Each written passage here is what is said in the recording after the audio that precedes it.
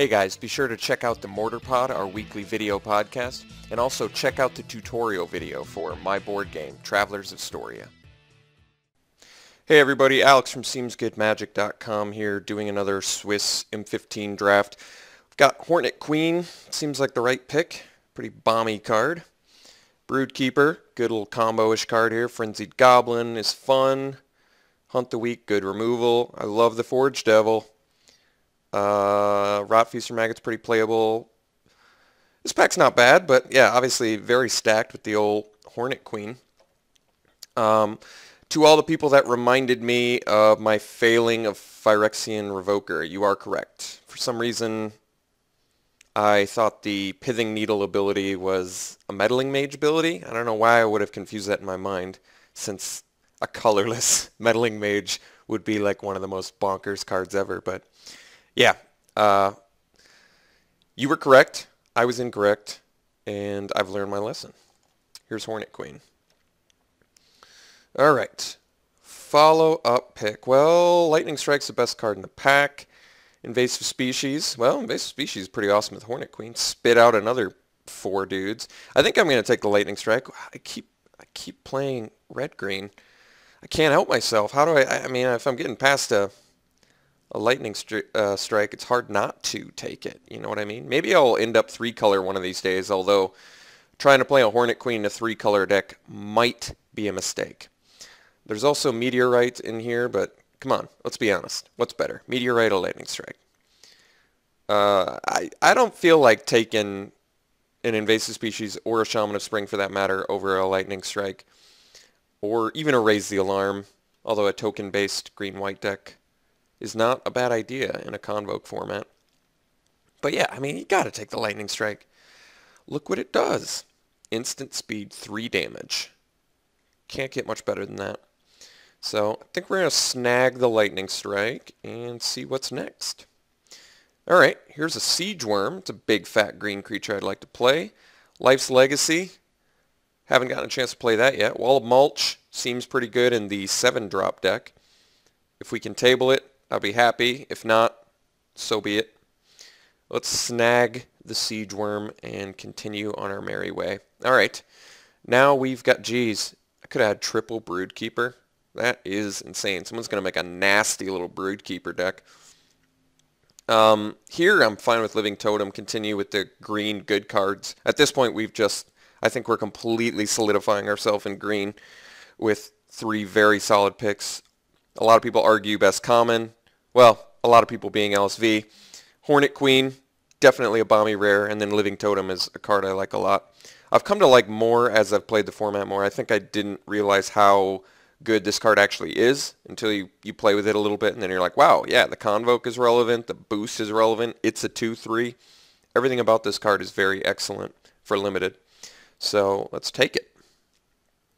Alright. Now what do we do? Okay, so we have an actual choice here.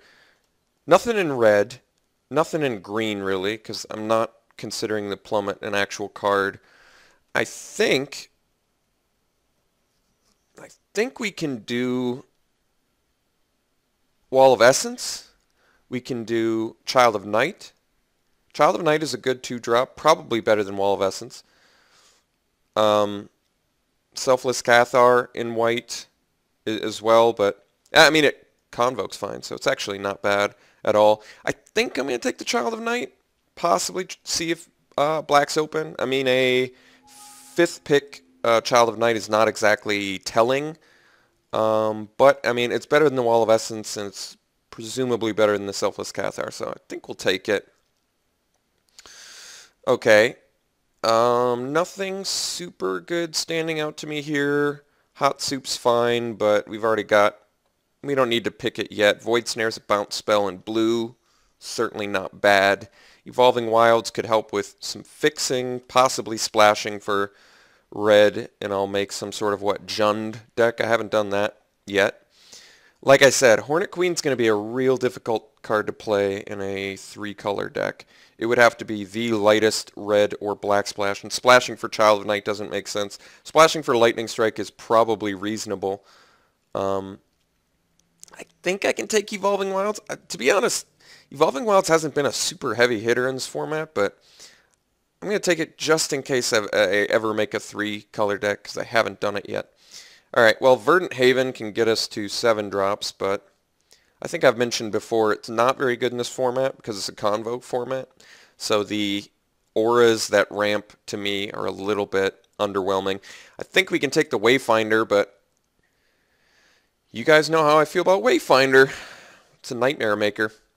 I play it and I lose my Hornet Queen and Siege Worm, and then I'm sad. But I think it's better than probably anything else in here since we're almost assuredly green. So I guess we take the Wayfinder. I mean, it does help with Convoke, so that is a reason to take it. Into the Void is a super strong blue spell. That might be... Ooh, well, never mind. Flesh to Dust is in here for some ridiculous reason. What pick is this? 8th? 8th pick, Flesh to Dust, yeah. Taking it. Hopefully that gives us some direction at this point. Okay, Necrobite, but actually Wall of Mulch is right what I'm looking for. I love that it buys time. I love that I can sack other defenders. I love that it convokes. Everything about Wall of Mulch is very good. Necrobite would be fine too. Carnivorous Mouse-Beast seems a little less necessary since we've already got some absolute win con bombs in here. So let's take the Wall of Mulch pretty happily. Time Buyer. Ooh, Child of Night number 2. I think I'm going to take that over the Meteorite. I like Meteorite, especially in here with the 7 drops, but Child of Night I think is just much better for us. You know, it can be aggressive if you play it on turn 2. You play it late, at least it can chump block, gain you some life. Very good 2-drop X1, in my opinion.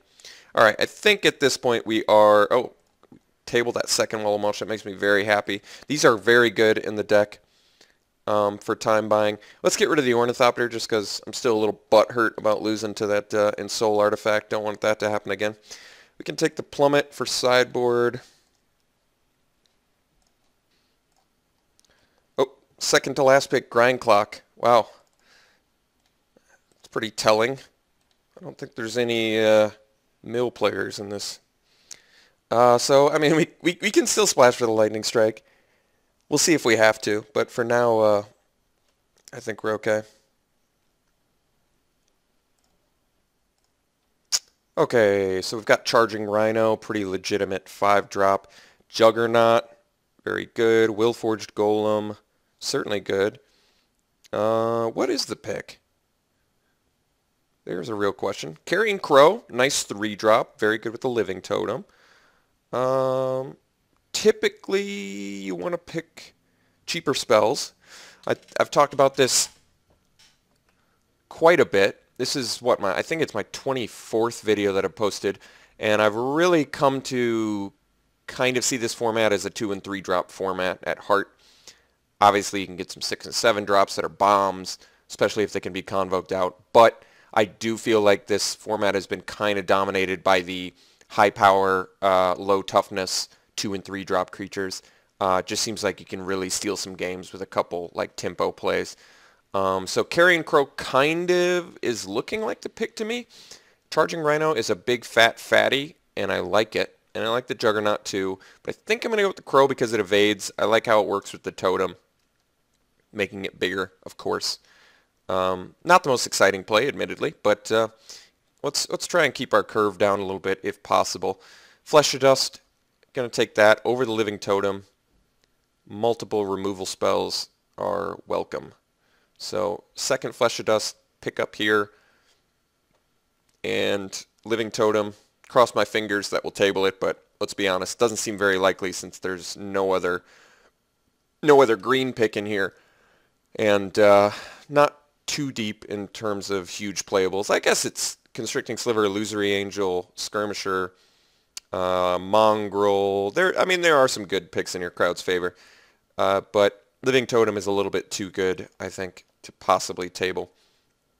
Okay, so now we can take Rats, which is good for buying time. We can take Vamp, which is probably too expensive. I think we're just going to snag the Typhoid Rats, which I certainly like. Cheap creature, blocks whatever I want, kills stuff, kills fatties all day, buys us time, helps us force out our Siege Worm early. Yeah, this is just a great card, great addition to the deck, so Taking it. Okay, now I can take Scudder, which is fine. And I think that's just going to be it. There's also Black Cat, which is fine. But Scudder evades. It's going to fill our curve better. Slap a little Living Totem on that. Becomes a 4/4 flyer. That's pretty good too. So I'm digging it. Let's take it.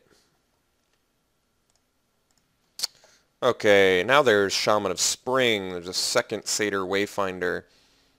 Shaman of Spring probably fills the curve a little bit better. Rot Feaster Maggot's good too, because you expect stuff to die when you have Death Touch, and then you want to, you know, kill it. And actually with Wayfinder too, Rot Feaster Maggot makes some more sense. Then at least if I mill my bombs, maybe I can get some value out of it.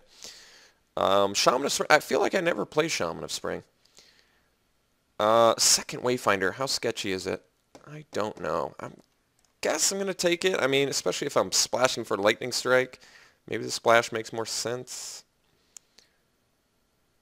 I guess because it convokes is the main reason I'm taking the Wayfinder, but I'll be honest, I have some concerns. All right, Llanowar Waste seems like a very just snap pick, since not only is it on color, but it's worth a ticket or two, so makes sense to me. Otherwise, Verdant Haven got another Ensoul Artifact. I'd like to not lose to that again. Well, I guess at least this time around I've got a Flesh to Dust. Although, they Ensoul Artifact at Darksteel Citadel, and I might be in some trouble. Alright, Ulcerate's fantastic. I think we have to take that. Another Typhoid Rats would be welcome. Titanic Growth is fine. Endless Obedience is actually fine too with the double Wayfinder, but we gotta take the Ulcerate. Just cheap removal. Very good. Very good card. Bronze Sable, there's a chance we play it.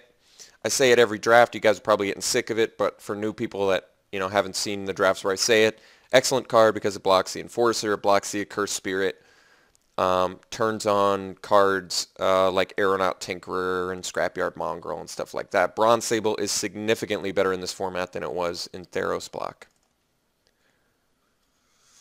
Willforge Golem tabling is very surprising, but happily picking that up. We've got enough cheap stuff at this point where it's very easily going to make the deck. Could take the Necrobite, could take the Necromancer's Assistant. I'm not really digging the Assistant if we already have double Wayfinder. If I had more stuff to interact with my graveyard, I might like it more.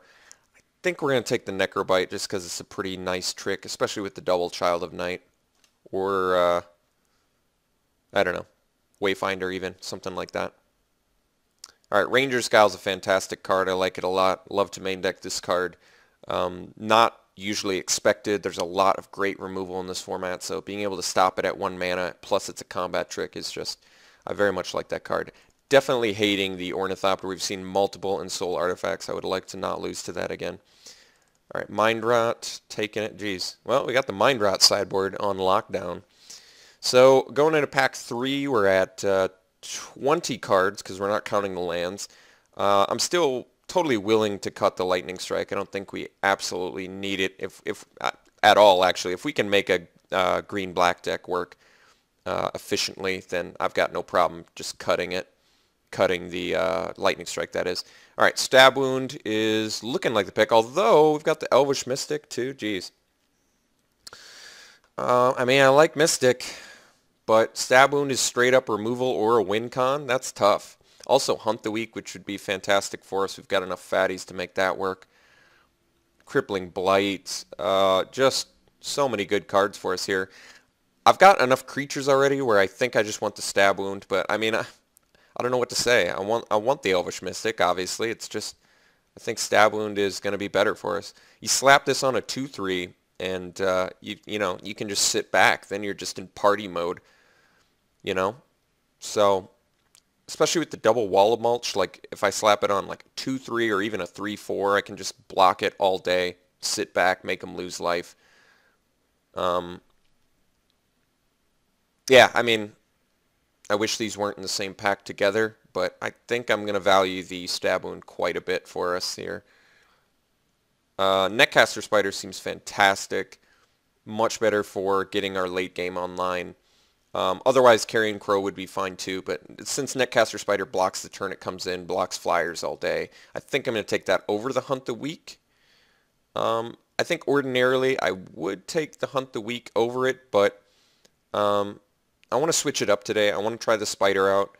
I think there's been a lot of polarized opinions from people who watch my drafts. Usually I think I pick the Hunt the Week, and people are like, 50% of people are like, you should take the Spider. So I'm going to take the Spider this time. I'm going to actually play it and see how I like it, because I feel like I don't get a ton of opportunities to play it. So let's take it now. Wow.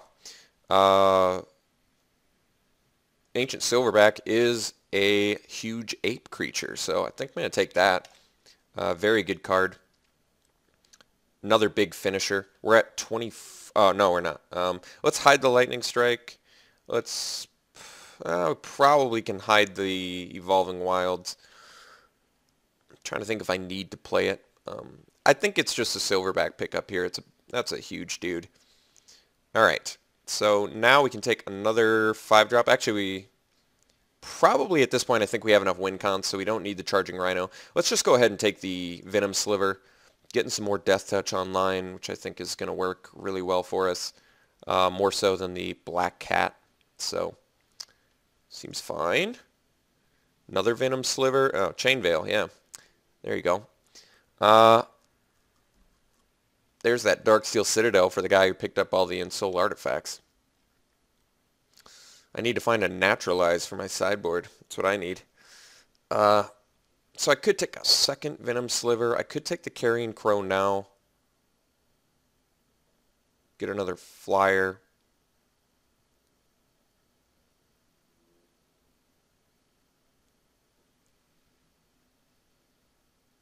This is 23 right here. So the question is, what do I want to cut? And is it for Venom Sliver or Carrion Crow? We already have one of each. Carrion Crow does fly, cannot block the turn it comes in. But it does evade at the same time. That's tough. I don't actually know what I value more. I think I'm going to take the Death Toucher just because it's cheaper. I've got so much good late game that I want to ensure that my early game is, stacked. I really want a stacked early game so I don't have to be too readily concerned about, early threats getting the better of us. We have a good amount of removal. We've got a good amount of Death Touchers. I'm feeling good about our curve. Feeling good about our finishers. I could take the Sign in Blood, I guess. There's nothing wrong with it. And there's really nothing else that's pressing me in there. The Scavenger? No. I mean, we could because we have the double Wayfinder and a ton of creatures and Death Touchers.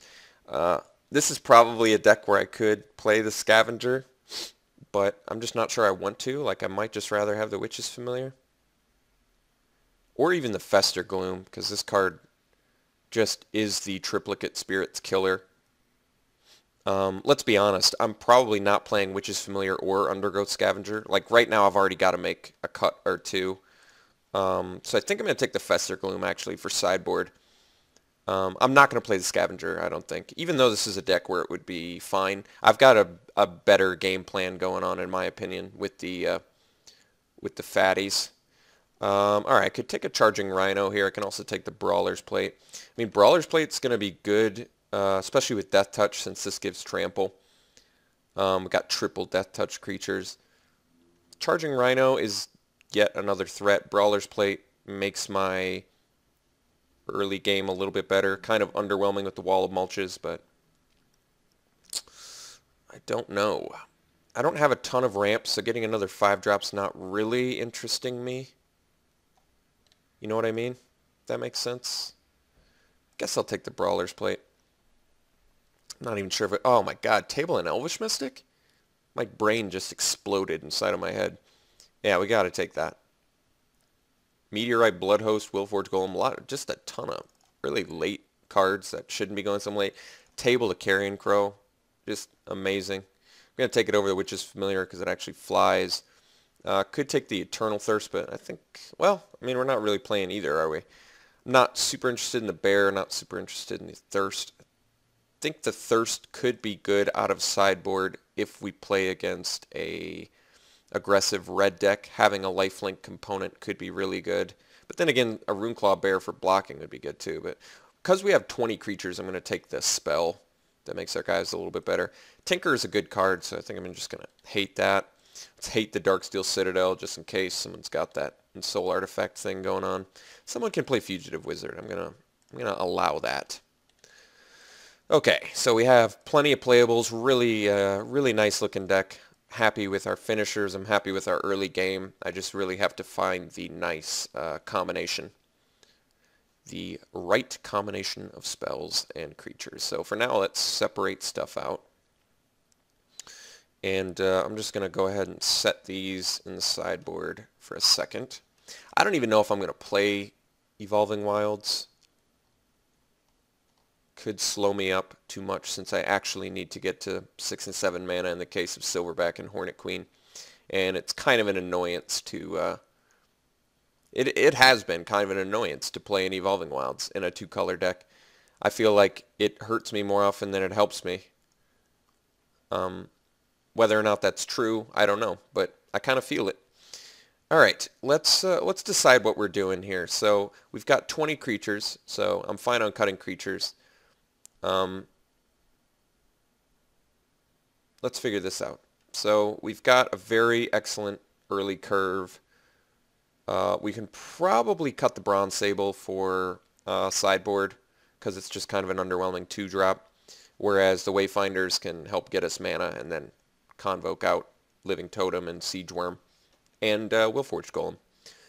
So cool with that. I like all of our flyers that we have. I really should make 3 more cuts. I could cut one of the Wall of Mulches. I think that's probably okay. Since it doesn't actually, progress the board, it just helps us convoke stuff out. And I'd probably rather have the Slivers so then I can, trade with stuff. 2 more cuts. Maybe I'll cut the Brawler's Plate just because it doesn't seem absolutely necessary in here. We're threat heavy, so I don't need Brawler's Plate to make my, my little dudes better. I mean, it honestly is not bad at all. It's perfectly legit in this deck. I think I just like everything else more. And for the final cut, I mean, I can cut one of the Wayfinders. I can cut the final Wall of Mulch. I could cut the Necrobite, actually. We've already got triple Death Touch, so to me that actually makes sense. Yeah, this looks good. 18 creatures, a removal, ulcerate, stab wound, double flesh to dust, ranger's guile, combat trick, triple Death Touch dude, plenty of 2-drops, good evasive 3-drops or reach dudes, living totem boosts, big fat fatties at the end. Yeah, I'm very happy with this build. I think it's quite powerful. Let's take a look at our colors. Kind of need both. Let's make sure we get our Llanowar Wastes in here. And then let's see what they say. They say 9-7. So it would be 10-8 with the Llanowar Wastes, which seems perfectly acceptable. I guess we do need triple for Hornet Queen, but we've got enough black spells and a couple double black spells where I want to make sure that we're seeing it consistently. So 9-8 to me is fine with the Llanowar Waste. Okay. Yeah, this deck's powerful. Let's group everything up again. This deck is very powerful. I would say it's probably maybe an 8, maybe even an 8.5 out of 10. But yeah, very happy with the build, and we'll see you guys round 1.